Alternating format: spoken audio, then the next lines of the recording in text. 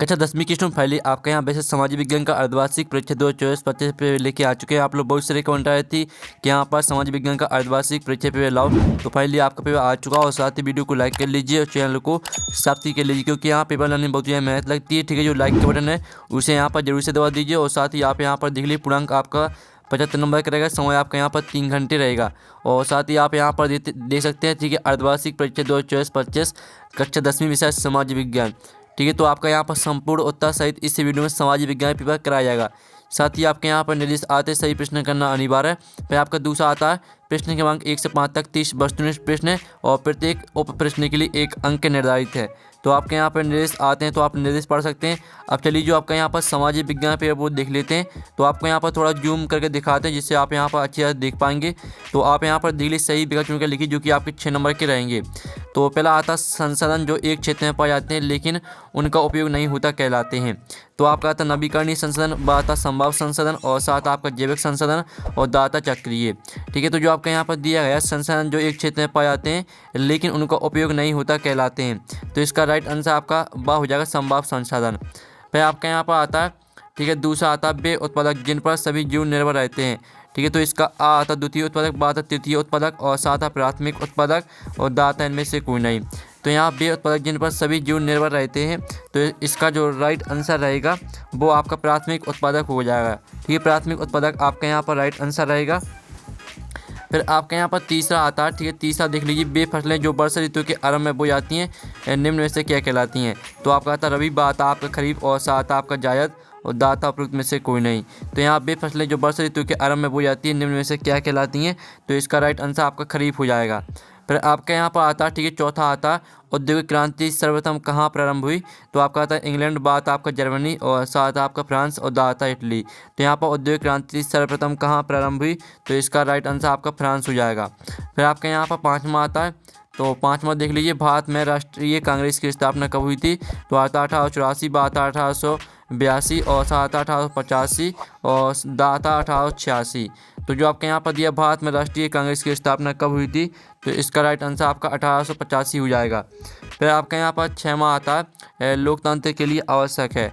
तो आपका आता धनबल, बाता स्वतंत्र और निष्पक्ष चुनाव और साथ आपका अशिक्षा और दाता आपका निरंकुशता। तो यहाँ पर लोकतंत्र के लिए आवश्यक है, तो इसका राइट आंसर आपका बा रहेगा स्वतंत्र और निष्पक्ष चुनाव। ठीक है, तो इस तरह से जो आपके यहाँ पर सही विकल्प है वो आपके कंप्लीट हो जाते हैं। आपने यहाँ पर अच्छे से याद कर लिए होंगे। अब प्रश्न आपका 2 आता है, ठीक है, रिक्त स्थान की पूर्ति की जो कि आपके 6 नंबर के रहेंगे। तो पहला आपका यहाँ पर आता है, ठीक है, बेस संसाधन जो निर्जीव वस्तुओं से बने डोनर संसाधन कहलाते हैं। तो यहाँ बेस संसाधन जो निर्जीव वस्तुओं से बने हैं आपके आजीव संसाधन कहलाते हैं। ठीक है, आजीव आपका इसका राइट आंसर हो जाएगा।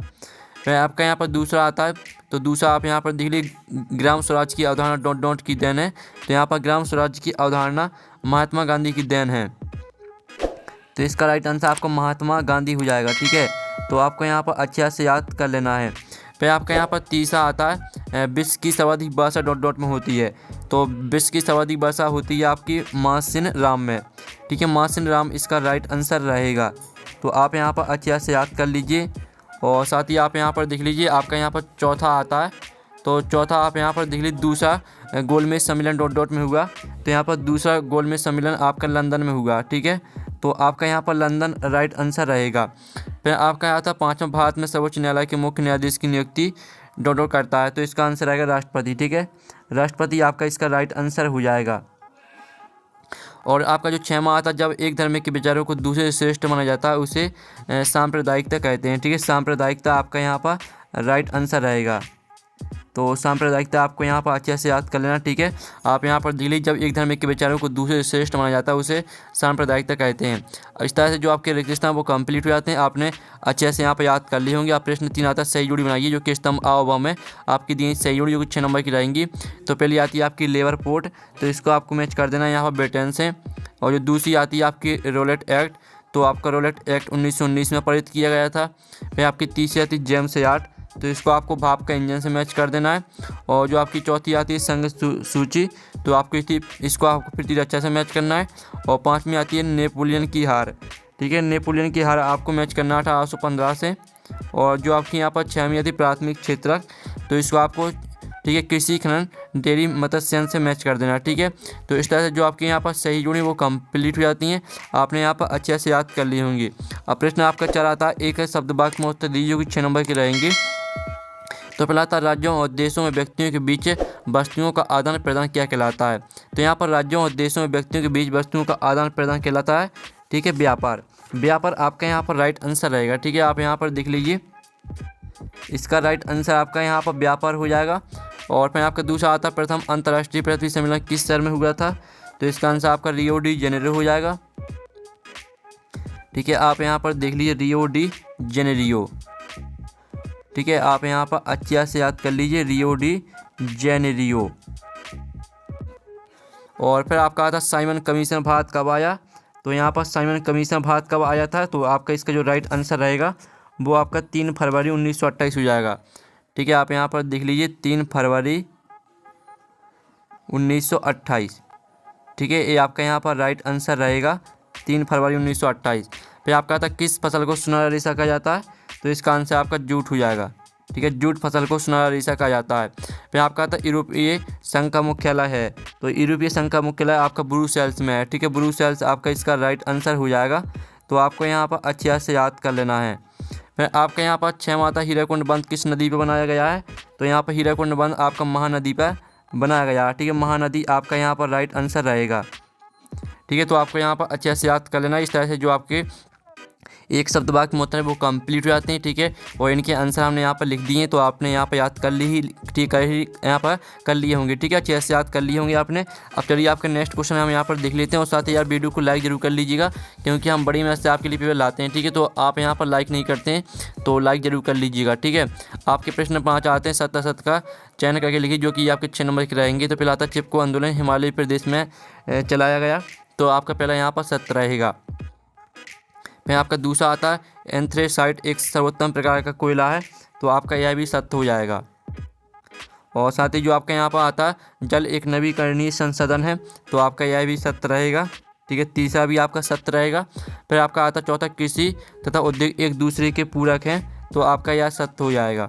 फिर आपका जो यहाँ पर आता, 5वां, यूरोप में महिलाओं और पुरुषों के बीच कोई भेदभाव नहीं किया जाता था। तो आपका यह असत्य हो जाएगा। फिर जो आपका यहाँ पर आता, 6वां, भारत में प्रत्यक्ष लोकतंत्र की व्यवस्था है।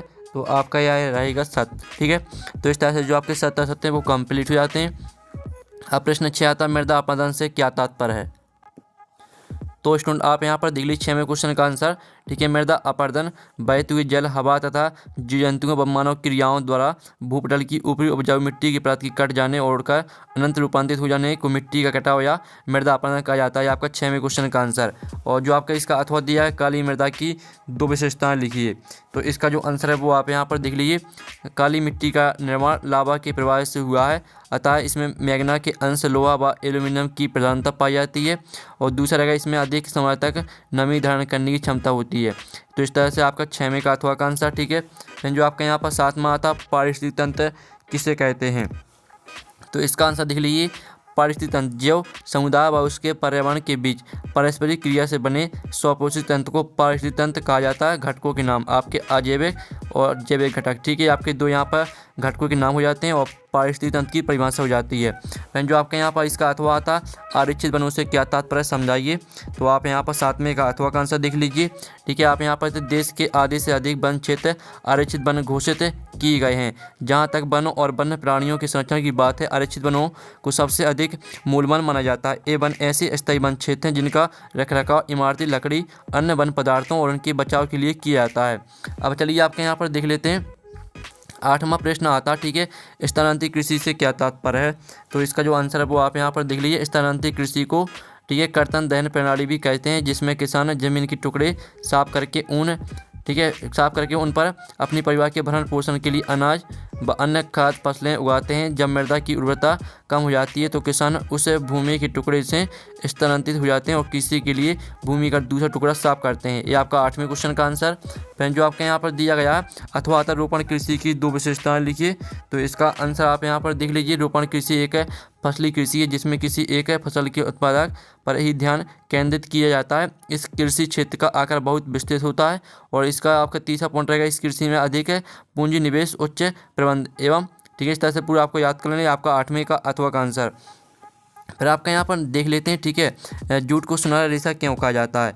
तो इसका आंसर दे सकते हैं, जूट एक सुनहरा, मुलायम, लंबा और रेशमी प्राकृतिक रेशा जिसमें सुनहरी चमक होती है, या पौधे के तने की त्वचा से प्राप्त होने वाला सबसे सस्ता रेशा है। तो इस तरह से सुनहरा रेशा कहा जाता है, यहाँ तक याद करना है। फिर आपका जो यहाँ पर नौवीं का अथवा आता है, तो वो देख लीजिए, हरित क्रांति से क्या आशा है, ठीक है। तो इसका जो आंसर रहेगा वो आप यहाँ पर देख लीजिए, कृषि उत्पादों तथा कृषि से संबंधित औजारों, कीटनाशी, खाद, उन्नत किस्म का बीज आदि को विकसित करने की प्रणाली को हरित क्रांति कहते हैं। तो इस तरह से अधिक हो सके, यहाँ तक पूरा आपको याद करना है। फिर आप यहाँ पर देख लीजिए, आपका 10वां आता है, ठीक है। 10वां प्रश्न आप यहाँ पर देख लीजिए, खनिज ऊर्जा के खनिज संसाधनों के नाम लिखिए। तो इसका जो आंसर रहेगा वो आप यहाँ पर देखिए, ऊर्जा के खनिज संसाधनों के कुछ नाम ये रहे, कोयला, पेट्रोलियम, प्राकृतिक गैस, जल विद्युत, परमाणु ऊर्जा। ये आपका 10वें क्वेश्चन का आंसर। इसका अथवा आता, भारत में मैग्नीज के प्रमुख उत्पादक 3 राज्य कौन कौन से हैं। तो इसका जो आपका आंसर रहेगा वो आप यहाँ पर देख लीजिए, इसका उपयोग ब्लीचिंग पाउडर, कीटनाशकों और पेंट के उत्पादन के लिए किया जाता है। इसका उपयोग धातु बनाने के लिए किया जाता है, ठीक है। तो इस तरह से आपको यहाँ पर 33% के लिए जिम्मेदार है, यहाँ तक पूरा याद करना है। फिर आप यहाँ पर देख लीजिए, आपका यहाँ पर, ठीक है, आपका यहाँ पर जो 10वें का अथवा का आंसर वो हो जाता है। फिर आपका 11वां आता, दांडी यात्रा का क्या उद्देश्य था, ठीक है। तो जो इसका आंसर है वो आप यहाँ पर देख लीजिए, गांधी जी ने दांडी यात्रा इस उद्देश्य से की थी कि वे समुद्र के पानी से नमक बनाकर ब्रिटिश सरकार की नमक कानून का उल्लंघन करेंगे और भारतीय जनता के दिलों से ब्रिटिश कानूनों का भय निकालेंगे और जनता को आंदोलित करेंगे। ये आपका 11वें क्वेश्चन का आंसर, ठीक है। फिर आप यहाँ पर देख लीजिए, जो आपके यहाँ पर दिया गया रॉलेट एक्ट से आप क्या समझते हैं। तो इसका जो आंसर रहेगा वो आप यहाँ पर देख लीजिए, यह एक ऐसा कानून तथा जिसके अनुसार किसी व्यक्ति को बिना अभियोग चलाए अनिश्चित समय तक जेल में डाला जा सकता है, यह सन 1919 में पारित हुआ था। तो इस तरह से आपको यहाँ पर इस एक्ट का व्यापक विरोध किया, यहाँ तक पूरा आपको याद करना है। फिर आपका यहाँ पर देख लेते हैं, 12वां प्रश्न आता है, गुटेनबर्ग की छपी पुस्तक बाइबल की 2 विशेषताएं लिखिए, ठीक है। तो आपको यहाँ पर देख सकते हैं, आपकी 2 विशेषताएं रहेंगी। या गुटेनबर्ग द्वारा तैयार प्रिंटिंग प्रेस पर छपी पहली पुस्तक थी, बाइबल की 180 प्रतियाँ छापने में 3 दिन लगे। ये आपका 12वें क्वेश्चन का आंसर। फिर आपका जो यहाँ पर दिया गया है, ठीक है, आप यहाँ पर देख लीजिए, पांडुलिपियों का प्रचार सीमित क्यों रहा। तो इसका भी आंसर आप यहाँ पर देख लीजिए, इसका आंसर रहेगा, पांडुलिपियाँ नाजुक एवं महंगी होती थीं। तो इस तरह से पूरा आपका इनका प्रचार सीमित रहा, यहाँ तक पूरा याद कर लेना है। फिर आपका यहाँ पर 13वां देख लेते हैं। 13वां आपका यहाँ पर आता है, प्राचीन काल में मानव समाज आपस में कैसे जुड़े थे। तो इसका जो आंसर रहेगा वो आप यहाँ पर देख लीजिए, प्राचीन काल में जब संचार के आधुनिक साधन मौजूद नहीं थे तब भी मानव समाज विभिन्न तरीकों से आपस से में जुड़ा हुआ था। इस तरह से आपको नज़र डालते हैं, यहाँ तक पूरे याद करना है। फिर जो आपका 13वें का अथवा आता है, नई अंतर्राष्ट्रीय आर्थिक प्रणाली से क्या तात्पर्य है। तो इसका आंसर देख लीजिए, नई अंतर्राष्ट्रीय आर्थिक प्रणाली NIEO एक ऐसा विचार था जो 1960 और 1970 के दशक में विकासशील देशों द्वारा प्रस्तुत किया गया था। तो आपको यहाँ पर अधिकार और लाभ देना था, यहाँ तक याद करना है। फिर आप यहाँ पर देख लीजिए, फिर आपका 14वां आता, सत्ता का क्षितिज बंटवारा क्या है। तो जो इसका आंसर है वो आप यहाँ पर देख लीजिए, ठीक है। जो आपका 14वां क्वेश्चन का आंसर है वो आपको यहाँ पर, ठीक है, हम दिखा देते हैं। तो आप यहाँ पर देख लीजिए, यह आपका 14वें क्वेश्चन का आंसर, ये आपका 14वें का अथवा का नहीं है, ये आपका 14वें वाले का आंसर, ठीक है। अथवा यहाँ पर गलती से लिखा है, ये आपका 14वें क्वेश्चन का आंसर है। फिर जो आपका यहाँ पर आता है, गठबंधन सरकार क्या है। तो इसका जो आंसर रहेगा वो आप यहाँ पर देख लीजिए, गठबंधन सरकार ऐसी सरकार होती है जो एक से अधिक राजनीतिक दलों के गठजोड़ से बनती है। इसका मतलब है कि कोई भी एक दल चुनाव में पूर्ण बहुमत हासिल करने में सफल नहीं हुआ, ठीक है, एक साथ आना पड़ता है, यहाँ तक पूरा आपको याद करना है। अब चलिए आपके यहाँ पर देख लेते हैं 15वां क्वेश्चन। तो 15वां क्वेश्चन आप यहाँ पर देख सकते हैं, ठीक है, श्रम का लैंगिक विभाजन क्या है। तो जो इसका आंसर है वो हमें आपको दिखा देते हैं, ठीक है। तो आप यहाँ पर देख लीजिए, आपका 15वें क्वेश्चन का आंसर, श्रम का लैंगिक विभाजन का मतलब है कि समाज में काम को पुरुषों और महिलाओं के बीच बांटा जाता है। यह विभाजन सदियों से चला आ रहा है और विभिन्न संस्कृतियों और समाजों में अलग अलग रूपों में देखा जाता है। ये आपका 15वें क्वेश्चन का आंसर। और साथ ही आप यहाँ पर इसका जो अथवा आता है, सांप्रदायिकता क्या है। तो इसका भी आंसर हम यहाँ पर देख लेते हैं। तो इसका आंसर आप यहाँ पर देख लीजिए, आपका 15वें के अथवा का आंसर, ठीक है, सांप्रदायिकता वाला, ये आपका 15वें का अथवा का आंसर। और साथ ही आप यहाँ पर देख लीजिए, जो आपके यहाँ पर दिया गया, भारत में छिपी हुई बेरोजगारी सर्वाधिक किस प्राथमिक क्षेत्र में पाई जाती है। तो इसका आंसर रहेगा किसी क्षेत्र में परिवार के सभी सदस्य काम करते हैं, भले ही उनके पास करने के लिए पर्याप्त काम ना हो। इस प्रकार बेरोजगारी की सही आंकड़ा नहीं मिल पाता है। ये आपका 16वें क्वेश्चन का आंसर। और साथ ही आप इसका जो अथवा आता है, मनरेगा को 100 दिन रोजगार योजना क्यों कहते हैं, तो इसका जो आंसर रहेगा वो आप यहाँ पर देख लीजिए। मनरेगा, ठीक है, मनरेगा को 100 दिन रोजगार योजना इसलिए कहा जाता है क्योंकि इस योजना का मुख्य उद्देश्य ग्रामीण क्षेत्रों में रहने वाले गरीब परिवारों के वयस्क सदस्यों को एक वित्तीय वर्ष में कम से कम 100 दिनों का रोजगार प्रदान करना है। यहाँ तक पूरा विकास को बढ़ावा देना है, यहाँ तक पूरा याद करना है। ठीक है, इस तरह से आपका यहाँ पर हो जाता है 16वें का अथवा का आंसर। फिर 7वां आता मुद्रा के आधुनिक रूप कौन कौन से हैं। तो मुद्रा के आपको आधुनिक रूप लिखना है, तो आप यहाँ पर देख लीजिए, ये आपके मुद्रा के आधुनिक रूप। ठीक है, पहले तो आपका रहेगा नोट, फिर दूसरा आपका सिक्के, और तीसरा आपका डिजिटल मुद्रा, और चौथा आपका हो जाएगा प्लास्टिक मुद्रा। ये आपका 7वें क्वेश्चन का आंसर। फिर आपका जो यहाँ पर इसका अथवा दिया गया, ठीक है, वस्तु विनिमय प्रणाली की सीमाएं बताइए। तो वस्तु विनिमय प्रणाली की सीमाएं आप यहाँ पर देख लीजिए, आपका 7वें क्वेश्चन का अथवा का आंसर है। ठीक है, आपकी 2 सीमाएं यहाँ पर दी गई, तो इनको आपको याद कर लेना है। अब चलिए आपके यहाँ पर देख लेते हैं 18वां क्वेश्चन आता है, एजेंटे का क्या है, इसके मुख्य उद्देश्य लिखिए। इसका अथवा आता है, मृदा परिच्छेदिका से क्या तात्पर्य स्पष्ट कीजिए। फिर आपको 19वां आता है, संविधान कमीशन का गठन क्यों किया गया, भारतीयों ने इसका विरोध क्यों किया। फिर आपका अथवा आता है, प्रथम विश्व युद्ध का भारत पर क्या प्रभाव पड़ा, व्याख्या कीजिए। 20वां आता दल बदल कानून क्या लिखिए। अथवा आता विकास में ऋण की भूमिका को समझाइए। फिर आपका 21वां आता राजनीतिक दल के प्रमुख कारणों का वर्णन कीजिए, इसका अथवा देख लीजिए। फिर 22वां और 23वां प्रश्न। ठीक है, जो आपके 3 नंबर के प्रश्न और जो 4 नंबर के प्रश्न, इनका सोल्यूशन नेक्स्ट वीडियो में आएगा। तो वीडियो को लाइक कर लीजिए, चैनल को सब्सक्राइब कर लीजिए, और पेपर का PDF है डाउनलोड करना चाहते हैं तो उसकी लिंक भी वीडियो के डिस्क्रिप्शन में दी गई, तो आप वहाँ से PDF डाउनलोड कर सकते हैं। तो नेक्स्ट वीडियो में थैंक्स फॉर वॉचिंग।